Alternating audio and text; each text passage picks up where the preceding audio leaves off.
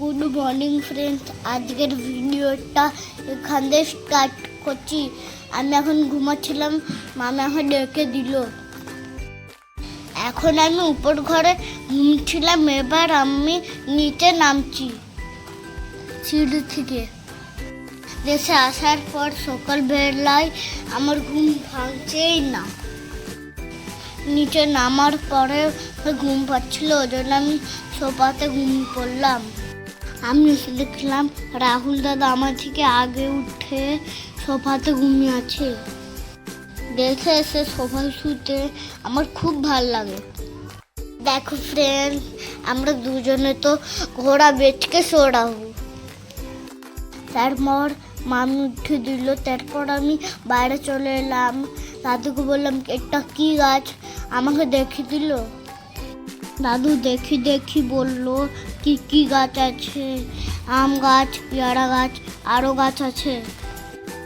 দাদুর সাথে একটু কথা বলার পর ঘর চলে এলাম, এসে ব্রাশ করতে লেগে গেলাম।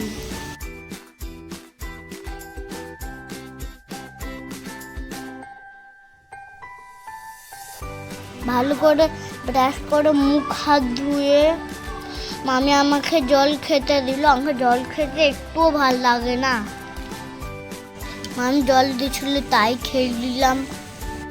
দেশে আসার পর ভিডিও বানানোর কিছু টাইম আসে না, আমি সবসময় খেলতে চলে যাই।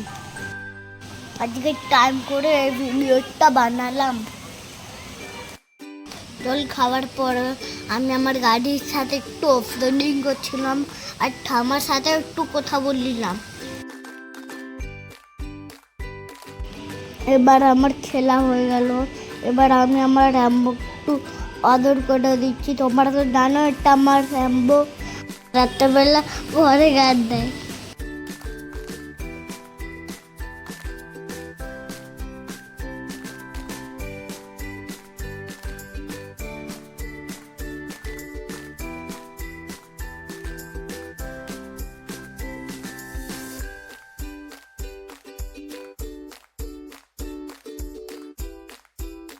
আমার ডগির সাথে একটু খেলার পর আমি দুধ আর চকোচ খেলিলাম।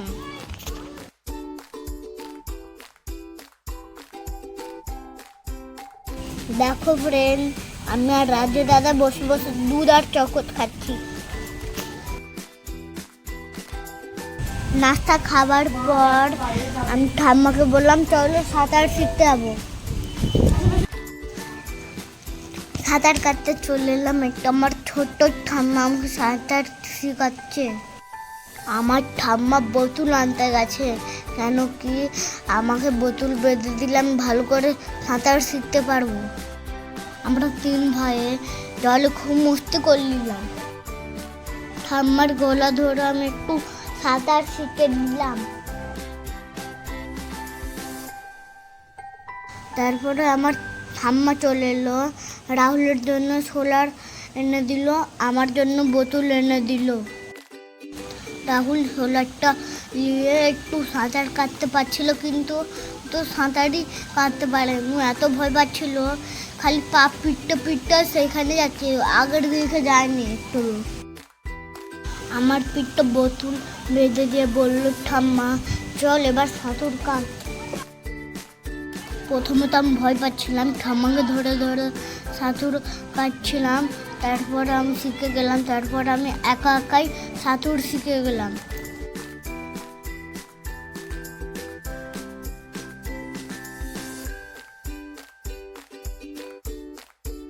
দেখো ফ্রেন্ডস, এবার আমি একা সাঁতার কাটছি। দেখো ফ্রেন্ডস, আমি কত দূরে চলে এলাম কাটতে কাটতে সাঁতার। এবার আমি পুরো মাঝখানে চলে এসেছি পুকুরের।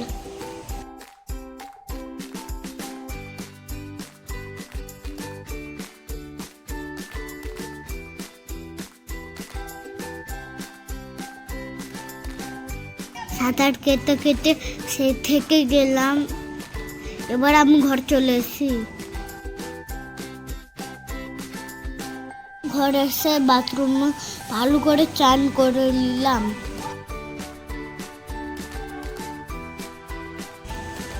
স্নান করার পর আমার খুব খিদে পেয়ে গেল, ওই জন্য আমি আলু ভাজার মুড়ি খাচ্ছি।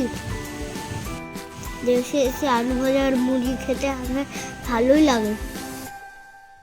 খাবার পরে আমি একটু গাড়ি খেলছিলাম, কিন্তু বাইরে এত রোদ আমাকে মামি যেতে দিল না।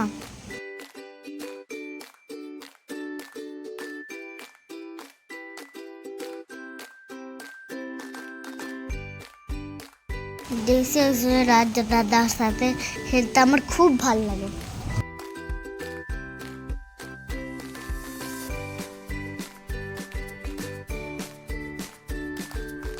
গাড়ি নিয়ে খেলতে খেলতে চার্জ খতম হয়ে গেল, ওই জন্য আমি টিভি দেখছি। টিভি দেখতে দেখতে আমার ঘুম পেয়ে গেল আর আমি ঘুমিয়েও পড়লাম।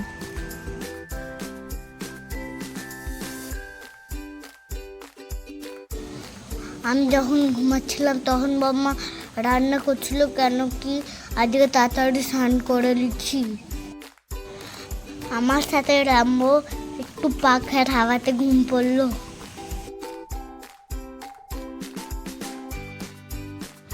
আমরা দেশে আসার পর আমার ডগিও এসে ঘুমাতে লেগে যায় পাখার হাওয়াতে।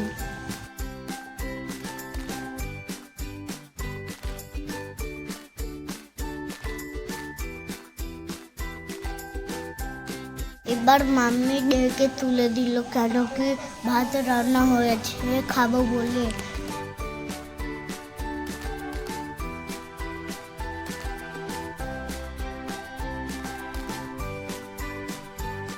ছোট্ট হাত মুখ ধুয়ে নিলাম আর ভাত খেতে বসে পড়লাম।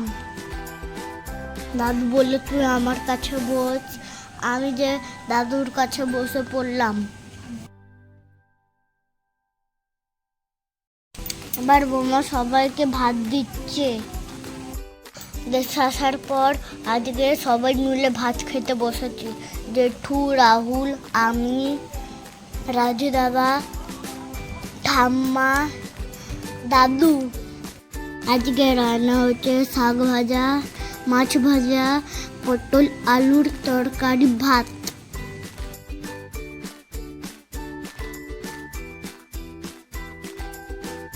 এবার আমরা সবাই মিলে গল্প করতে করতে ভাত খাচ্ছি।